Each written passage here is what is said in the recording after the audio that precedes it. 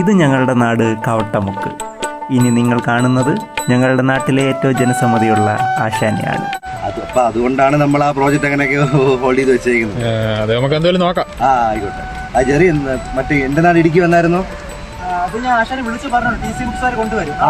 അതൊന്നും അങ്ങനെ നടക്കട്ടെ. ആശാനെ അകത്തോട്ട് വിളിക്കാം, അവിടെ പോകണ്ട. മറ്റേ എമ്മല്ലായിരുന്നോ? ആള് പണ്ട് രാസലഹരിയുടെ കുറച്ച് ആളായിരുന്നു. പക്ഷെ ഇപ്പം അങ്ങനല്ല. ഇപ്പം ഞാൻ അവനെ പുസ്തകത്തിന്റെ ലോകത്തേക്ക് കൊണ്ടുപോകും. ഒരു പുസ്തകപ്പുഴുവാ അവിടെ നിപ്പുണ്ട്, ഉറക്കെ പറയണ്ട. കുഴപ്പമൊന്നുമില്ല, ഇവിടെ എല്ലാവർക്കും അറിയാം അവന്റെ സ്വഭാവം തോന്നും. ആശാനെ ഒന്ന് രക്ഷിക്കും ആശാനെ, എനിക്ക് വേറെ ആരില്ല ആശാനെ. എന്തു പറ്റി മോനെ? ആശാനെ എനിക്ക് എമ്മില്ലാതെ ജീവിക്കാൻ പറ്റാത്ത അവസ്ഥയാ ആശാനെ. പ്ലീസ് ആശാനെ, എന്നെ എങ്ങനെ രക്ഷപ്പെടുത്ത ആശാനെ, എങ്ങനെ രക്ഷപ്പെടുത്താ? എടാ മോനെ, ഈ സിന്തറ്റിക് ലഹരി നിന്റെ തലച്ചോറിനെ വരെ പിടിച്ചു വെച്ചേക്കുക. ഇനി അത് തുടർന്നാൽ നിന്റെ സെൻട്രൽ സിസ്റ്റം വരെ അടിച്ചു പോകും. പിന്നെ നിന്നെ കൂടെ ഒന്നിനും കൊള്ളത്തില്ല. നീ അത് കളഞ്ഞേ പറ്റത്തുള്ളൂ. ആശാരി വഴി പറഞ്ഞാൽ മോൻ കേൾക്കൂ. കേൾക്കാശാനെ, പറയാശാനെ. ഞാൻ ആശ പറഞ്ഞ് എന്ത് ചെയ്യാം, പറ. നീ ഈ ബുക്ക് കൊണ്ടോ, എന്നിട്ട് പുസ്തകങ്ങളുടെ ലോകത്തേക്ക് വാ.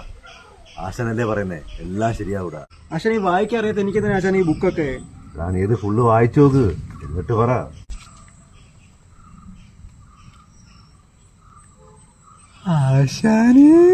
സിന്തറ്റിക് യൂസ് ചെയ്യരുത്, അതൊക്കെ രാസലഹരിയ.